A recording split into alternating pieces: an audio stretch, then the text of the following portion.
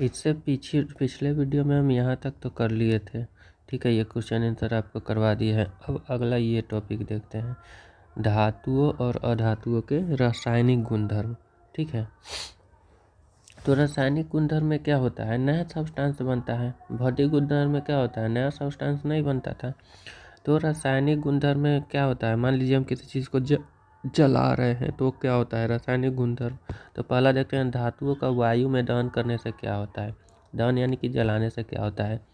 तो पहला पॉइंट यही देखिए, वायु में चमकदार श्वेत ज्वाला के साथ मैग्नीशियम का दहन होता है। यानी कि आपको याद रखने वाला पहला ये पॉइंट हुआ कि मैग्नीशियम श्वेत ज्वाला के साथ दहन होता है। यानी कि मैग्नीशियम जब जलता है तो श्वेत ज्वाला उत्पन्न करता है, ठीक है। उसके बाद दूसरा देखिए, हम किसी भी चीज़ को जलाएंगे यानी कि ऑक्सीजन के संपर्क में आएगा, तो धातु ऑक्सीजन के संपर्क में आके धात्विक ऑक्साइड बनाते हैं, धातु के ऑक्साइड बनाते हैं। एग्जाम्पल के लिए, अगर आप कॉपर को जलाएंगे ना वायु के उपस्थिति में, तो ये ऑक्सीजन के साथ मिलकर काला रंग के ऑक्साइड बनाएगा। कॉपर कैसा ऑक्साइड बनाता है, काला रंग का, याद रखना है। कॉपर बनाता है काला रंग के ऑक्साइड, ठीक है। इसे देखिए, कॉपर ऑक्सीजन से संपर्क करके कॉपर ऑक्साइड तो बना रहा है और उसका रंग कैसा है, काला, ठीक। फिर एल्युमिनियम भी बना रहा है, एल्युमिनियम ऑक्साइड, ठीक है। लेकिन देखिए, ये सब अभिक्रिया तो करता है, लेकिन कोई फास्ट अभिक्रिया, कोई तेज़ी से अभिक्रिया करता है, कोई धीरे धीरे अभिक्रिया करता है। अध्याय 2 में आपने देखा है कि कॉपर ऑक्साइड हाइड्रोक्लोरिक अम्ल से कैसे अभिक्रिया करता है। ये पिछला, ये देखिए, जैसे कि कॉपर ऑक्साइड हाइड्रोक्लोरिक अम्ल अभिक्रिया करता है तो क्या होता है, कॉपर यहाँ से क्लोरीन को विस्थापित कर लेता है, ठीक है। कॉपर क्लोराइड बन जाता है, कॉपर क्लोराइड बन जाता है, कॉपर क्लोराइड बन गया और प्लस में जल अलग हो जाता है, ठीक है। यानी कि हम जानते हैं कि धातु के ऑक्साइड क्या होता है, प्रकृति में क्षारीय होता है। ये आप पीछे देखे हैं कि ना, ऊपर धातु के ऑक्साइड क्षारीय और अधातु के ऑक्साइड अम्लीय, ऊपर देखे हैं ना। तो जो एल्युमिनियम ऑक्साइड, जिंक ऑक्साइड, ये जो होता है ना, धातु के ऑक्साइड तो क्षारीय होता है, लेकिन कुछ धातु जैसे कि एल्युमिनियम और जिंक है, इसके ऑक्साइड यानी कि एल्युमिनियम ऑक्साइड और जिंक ऑक्साइड उभयधर्मी होते हैं। क्या होता है, उभयधर्मी। ये धातु के ऑक्साइड अम्लीय और क्षारीय दोनों गुण प्रदर्शित करता है, ठीक। देखिए, ध्यान से देखिए, धातु के ऑक्साइड वैसे तो क्षारीय होते हैं, लेकिन कुछ धातु जैसे एल्युमिनियम या जिंक के ऑक्साइड क्या होता है, उभयधर्मी होता है। वह धातु और अधातु दोनों के गुण अभिक्रिया प्रदर्शित करते हैं, ठीक है। इसलिए इसको क्या बोलेंगे, उभयधर्मी। एग्जाम्पल में देखिए, एल्युमिनियम के ऑक्साइड यहाँ HCl यानी कि अम्ल से अभिक्रिया भी कर रहा है, और एल्युमिनियम के ऑक्साइड NaOH यानी कि क्षार से भी अभिक्रिया कर रहा है। तो अम्ल और क्षार दोनों से अभिक्रिया कर रहा है, तो एल्युमिनियम के ऑक्साइड क्या हो जाएगा, उभयधर्मी। एल्युमिनियम के ऑक्साइड क्या हो जाता है, उभयधर्मी, और जल निकालेगा अभिक्रिया करके, ठीक है। तो कुछ धातुएं यानी कि एल्युमिनियम और जिंक के ऑक्साइड क्या होता है, उभयधर्मी होता है, ठीक है। और अधिकांश धातुएं जल में नहीं घुलती है। धातु जल में घुलेगा नहीं, लेकिन कुछ धातु जल में घुल जाती है और क्षार प्रदान करती है। जैसे कि देखिए, सोडियम पोटेशियम जल में घुल गई और क्षार NaOH KOH, OH लगाया मतलब क्या प्रदान कर रही है, क्षार। तो सोडियम पोटेशियम जल में घुल के क्या प्रदान करती है, क्षार प्रदान करती है, याद रखिएगा, ठीक है। ये सारा जो लगा हुआ है ये ऑब्जेक्टिव के रूप में याद रखना है, ठीक। और सारी धातुएं एक ही तरह से अभिक्रिया करती है, नहीं, सबकी अभिक्रियाशीलता अलग अलग होती है, ठीक है। कोई तेजी से अभिक्रिया करता है, कोई धीरे धीरे अभिक्रिया करता है, ठीक है। जैसे कि यहाँ पर देखिए, पोटेशियम और सोडियम तेजी से अभिक्रिया करती है, और खुला में भी अगर आप रख दीजिएगा ना सोडियम पोटेशियम के, तो ये आग पकड़ लेगा। इसीलिए इसको किरोसिन तेल में डुबा के रखा जाता है, ताकि ऑक्सीजन के संपर्क में ना आए। अगर पोटेशियम सोडियम ऑक्सीजन के संपर्क में आ गया, अब आप कहिएगा ऑक्सीजन के संपर्क में आ जाएगा, नमी के संपर्क में कैसे आ जाएगा। तो आप वातावरण में खुला छोड़ दीजिएगा, तो वातावरण में नमी है कि ना, ऑक्सीजन भी है, तो ये वातावरण में नमी और ऑक्सीजन के संपर्क में आके आग लग जाएगा। इसीलिए सोडियम पोटेशियम को किरोसिन में डुबा के रखा जाता है, ये याद रखिएगा, ठीक है। जो मैग्नीशियम, एल्युमिनियम, जिंक, सीसा है ना, धातु के सतह पर ऑक्साइड की पतली परत चढ़ जाती है सामान्य ताप पर ही। यानी कि अगर आप मैग्नीशियम, एल्युमिनियम, जिंक, लेड ये सब को छोड़ दीजिएगा ऐसे ही रूम में ही, तो इस पर ऑक्साइड की परत चढ़ जाती है, ठीक है। और यह परत धातु का पुनः ऑक्सीकरण से सुरक्षित रखती है। यानी कि मान लीजिए ये धातु है, ठीक है, इस पर परत चढ़ गया अब ऑक्साइड के, इस पर किस चीज़ का चढ़ गया, ऑक्साइड के, इसको हम खुला छोड़ दिए हैं, तो अब क्या होगा, ये ऑक्साइड की परत अभी इसको पुनः ऑक्सीकरण होने से रोकेगी, यही कर रहा है। तो ये कौन से धातु में होता है, मैग्नीशियम, एल्युमिनियम, जिंक और लेड में होता है, ठीक है। फिर उसके बाद देखिए, आयरन को आप गर्म कीजिएगा तब तो वो नहीं जलेगा, लेकिन आयरन के चूर्ण को आप गर्म कीजिएगा तो तेज़ी से जलने लगेगा, ठीक है, याद रहेगा। आयरन का दहन नहीं होता है, लेकिन आयरन चूर्ण का दहन तेज़ी से होता है, ठीक है। वैसे ही कॉपर का तो दहन नहीं होता है, लेकिन गर्म धातु कॉपर ऑक्साइड के काले रंग की परत चढ़ जाती है। गर्म धातु पर क्या होता है, कॉपर ऑक्साइड के काले रंग की परत चढ़ जाती है। कॉपर वैसे नहीं जलेगा, लेकिन गर्म धातु के साथ उसका अभिक्रिया कराएंगे तो वो कर लेगा और काले रंग का परत चढ़ा देगा, ठीक है। फिर उसका जो सिल्वर और गोल्ड होता है वो अत्यधिक ताप पर भी ऑक्सीजन के साथ अभिक्रिया नहीं करता है। सिल्वर और कॉपर, सिल्वर गोल्ड अभिक्रिया करेगा ही नहीं ऑक्सीजन, तो इसलिए ना इस पर खराबी उराबी नहीं होता है जल्दी, और इसलिए इसका आभूषण बनाया जाता है, क्योंकि किसी भी चीज़ से जल्दी अभिक्रिया नहीं करता है गोल्ड सिल्वर, ठीक है। उसके बाद एनोडीकरण का मतलब क्या होता है, एनोडीकरण का सिंपल मतलब होता है एक परत चढ़ा देना ऑक्साइड का, ठीक है, एक परत चढ़ा देना ऑक्साइड का जिससे उसको संक्षारण से बचाया जा सके। मान लीजिए एल्युमिनियम धातु है, ठीक है, एल्युमिनियम धातु है, इसके ऊपर क्या करेगा, किसी भी चीज़ का परत चढ़ा देगा, मतलब ऑक्साइड का एक परत चढ़ा देगा, ऐसे ऑक्साइड का परत चढ़ा दिए एल्युमिनियम धातु पर। अब ये क्या होगा, इसका संक्षारण नहीं होगा, ये खराब जल्दी नहीं होगा, ये ऑक्सीजन के संपर्क में आएगा ही नहीं, इसका ऑक्सीडेशन होगा ही नहीं, तो ये बचा रहेगा, ठीक है। तो यही प्रक्रिया को बोला जाता है एनोडीकरण, ठीक है। और इस परत को मोटा करके संक्षारण से अधिक सुरक्षित किया जा सकता है। जितना परत को मोटा करेंगे संक्षारण से सुरक्षित रहेगा। ऑक्साइड की परत को आसानी से रंग कर एल्युमिनियम की आकर्षक वस्तुएं बनाई जा सकती है। मतलब इसके ऊपर जो ये परत चढ़ा दिए थे उसके ऊपर रंग के आराम से कुछ वस्तु बना सकते हैं, ठीक है। उसके बाद धातु की अब अभिक्रिया देखते हैं, यहाँ से देखिए।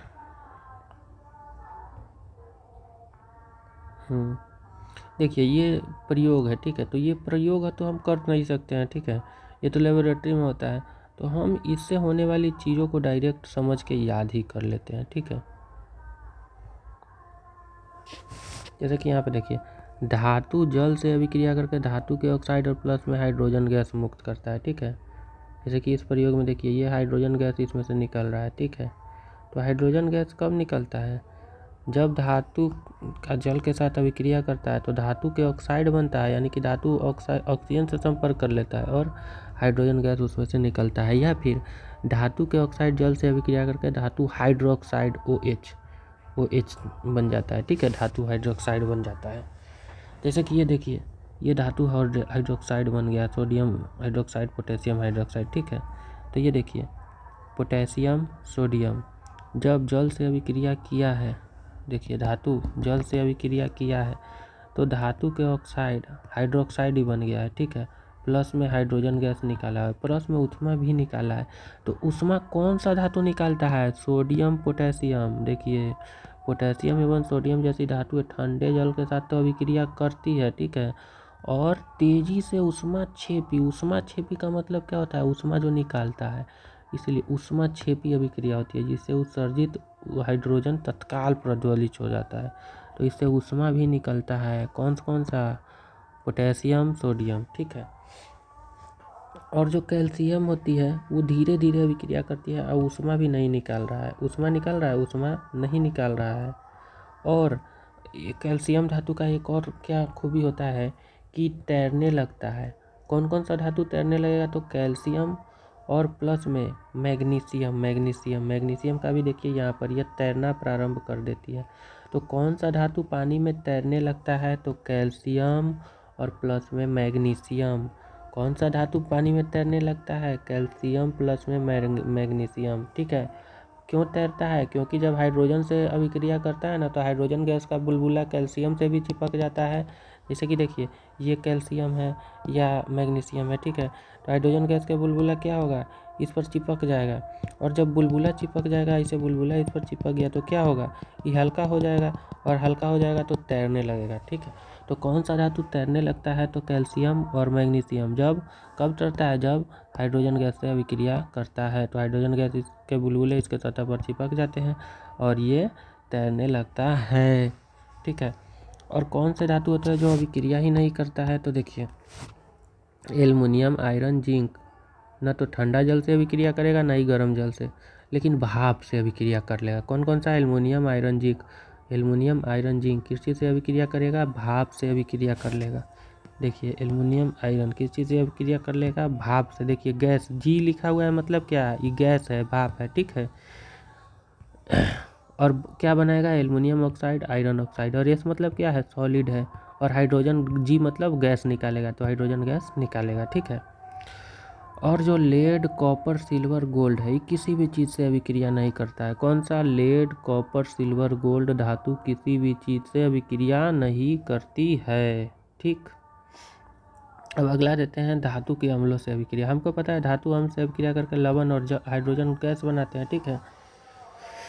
लेकिन एक चीज़ आप यह ध्यान रखिएगा, सोडियम पोटेशियम के बारे में हम ऊपर भी बता चुके हैं, खुद ब खुद इसमें आग लग जाता है, इसलिए इसको केरोसिन में डुबो कर रखा जाता है। इसलिए किसी भी प्रयोग में आप इसका उपयोग नहीं कीजिएगा, नहीं तो इसमें आग लग जाता है, ब्लास्ट भी हो जाता है, ठीक है। तो ये बहुत सारा यहाँ पर प्रयोग किया गया है, वो प्रयोग को हमको ध्यान नहीं रखना है, डायरेक्ट याद करना है, ठीक है। क्या याद करना है, तो यहाँ पर अभिक्रियाशीलता की श्रेणी, मैग्नीशियम सबसे ज़्यादा अभिक्रियाशील धातु होता है, ठीक है। उसके बाद एल्युमिनियम अभिक्रियाशील होता है, उसके बाद जिंक, और उसके बाद आयरन। अभिक्रियाशील का मतलब क्या हुआ, ये जल्दी से रिएक्शन करता है किसी भी चीज़ से, ठीक है। कौन सा, मैग्नीशियम सबसे पहले, फिर एल्युमिनियम, फिर जिंक, फिर आयरन। तो सबसे ज़्यादा अभिक्रियाशील कौन है, मैग्नीशियम, इसलिए सबसे जल्दी कौन सा अभिक्रिया करेगा, मैग्नीशियम, ठीक है। और कॉपर बहुत कम अभिक्रियाशील होता है, ठीक है। एक चीज़ होता है एक्वा रेजिया, सोना उना के जो आभूषण होता है ना, उसको एक केमिकल में रख के आदमी सब साफ उप करता है। मतलब आप दूरा उरा पर आता होगा, कोई आदमी कहता होगा सोना के साफ करा लो, हाउस चमकवा लो, तो उसमें क्या होता है, एक्वा रेजिया होता है। वो क्या करता है, सोना के आभूषण को लेता है, उस लिक्विड में डालता है, और मतलब उसको झुट-मुट के साफ करने लगता है। उससे क्या होता है, सोना के ऊपर जो परत चढ़ा रहता है, ऊपरी परत रहता है, उसमें घुल जाता है एक्वा रेजिया में, और सोना लगता है चमकदार, लेकिन असल में सोना का ऊपरी परत निकल जाता है, और तब वो चमकदार लगता है। तो उससे फ़ायदा क्या होगा, सोना का ऊपरी परत उसको मिल गया, अब उसको बेच के पैसा कमाएगा। तो उसमें एक्वा रेजिया में क्या पाया जाता है, तो 3:1 के रूप में हाइड्रोक्लोरिक अम्ल और नाइट्रिक अम्ल। देखिए HCl हाइड्रोक्लोरिक अम्ल 3 पाया जाता है, और नाइट्रिक अम्ल 1 पाया जाता है इसमें, ठीक है। एक्वा रेजिया जिसको भवकता द्रव्य होने के साथ प्रबल संक्षारक है, ठीक है। और यही नवीकर्मकों में एक है जो गोल्ड और प्लेटिनम को गलाने में समर्थ है, मतलब सोना को गला देता है, और इसके कारण हमको लगता है साफ, लेकिन असल में क्या होता है, सोना का ऊपरी परत ले लेता है। अब उसके बाद एक और चीज़ क्या किया है, आयरन और कॉपर में कौन अभिक्रियाशील है, इसके माध्यम से बताया गया है। तो सिंपल सा बात है, आयरन ज़्यादा अभिक्रियाशील होगा, ठीक है। तो इस सारा प्रयोग करके सक्रियता एक श्रेणी विकसित किया गया है। तो हमको बस ये याद कर लेना है, सबसे अभिक्रियाशील कौन है, पोटेशियम, ठीक है। सबसे कम गोल्ड, ठीक है। ऐसे याद करना है, potassium, sodium, calcium, magnesium, aluminium, zinc, iron, सीसा, और फिर उसके बाद हाइड्रोजन, और उसके बाद ये तीनों सबसे कम अभिक्रियाशील धातु है, CuHg, Ag, Au, ठीक है। गोल्ड, सिल्वर तो किसी भी चीज़ से अभिक्रिया करता ही नहीं है, पारा बहुत कम अभिक्रिया करता है, सबसे ज़्यादा अभिक्रियाशील पोटेशियम, ठीक। तो उसके बाद से अगले पार्ट में हम इसका ये क्वेश्चन आंसर कर लेंगे, ठीक है। इसमें ये एक क्वेश्चन 3 नंबर क्वेश्चन समझने वाला है। अब इसका नोट्स देख लेते हैं, अगर अच्छा लग रहा होगा तो लाइक सब्सक्राइब ज़रूर कीजिएगा। चलिए इसका अब नोट्स देखते हैं। चलिए अब इसका नोट्स देख लेते हैं। तो आप नोट्स यहाँ तक पिछले में हम आपको नोट्स करा दिए थे, ठीक है, पिछले वीडियो में। अब अगले वीडियो में इससे आगे का नोट्स करा देते हैं, ठीक है। भौतिक गुणधर्म पिछले में नोट्स कर चुके थे, अब रासायनिक गुणधर्म देखते हैं, ठीक है। रासायनिक गुणधर्म क्या होते हैं, वे गुण जिसमें पदार्थ की रासायनिक अभिक्रिया होकर नया पदार्थ बनता है, रासायनिक गुणधर्म कहलाता है, ठीक है। जैसे कि वायु ऑक्सीजन के साथ अभिक्रिया किस किस का होगा, धातु की ऑक्सीजन से अभिक्रिया होती है, एकदम होती है। और क्या बना रहता है, धातु ऑक्सीजन से अभिक्रिया करके धातु के ऑक्साइड बनाता है, यानी कि धातु ऑक्सीजन से अभिक्रिया करके धातु के ऑक्साइड बनाएगा। जैसे कि मैग्नीशियम ऑक्सीजन से अभिक्रिया करके मैग्नीशियम ऑक्साइड बनाएगा, और जो कि क्षारीय होता है। मैग्नीशियम ऑक्साइड क्या होता है, क्षारीय होता है। कॉपर ऑक्सीजन से अभिक्रिया करके कॉपर ऑक्साइड बनाएगा, जो कि काला रंग के होता है। ठीक है, अगला देखते हैं, धातु के ऑक्साइड की प्रकृति कैसी होती है। तो अधिकांश धातु के ऑक्साइड क्षारीय होता है। ठीक है, अधिकांश धातु के ऑक्साइड क्षारीय होता है, लेकिन कुछ धातु के ऑक्साइड उभयधर्मी होता है। अब उभयधर्मी कौन सा होता है, तो हम आपको पढ़ाए हैं एल्युमिनियम जिंक। ठीक है, तो उभयधर्मी ऑक्साइड कौन होता है, जो अम्ल और क्षार दोनों की अभिक्रिया करके, उदाहरण के लिए एल्युमिनियम के ऑक्साइड और जिंक के ऑक्साइड। ठीक है, एल्युमिनियम AlCl3। ठीक है,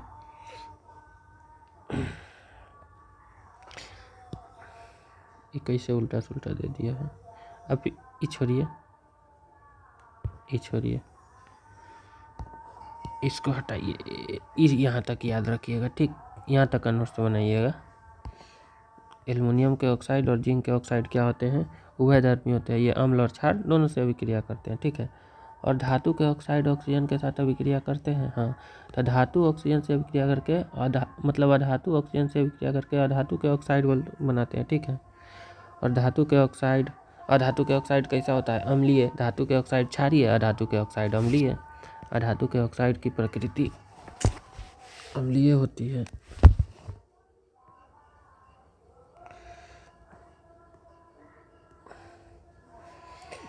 तो धातु के ऑक्साइड की प्रकृति कैसी होती है, अम्लीय होती है। जैसे कि carbon dioxide, sulphur, nitrogen dioxide. ठीक है, ये कैसी होती है, अम्लीय होती है।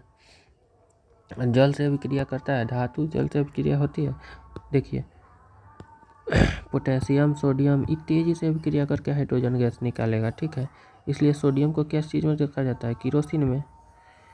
गर्म जल के साथ कौन अभिक्रिया करता है, कैल्शियम धीरे धीरे अभिक्रिया करता है, तब हाइड्रोजन गैस निकालता है। ये धीरे धीरे अभिक्रिया कर रहा है कौन, कैल्शियम। तेजी से अभिक्रिया कौन कर रहा है, सोडियम पोटेशियम।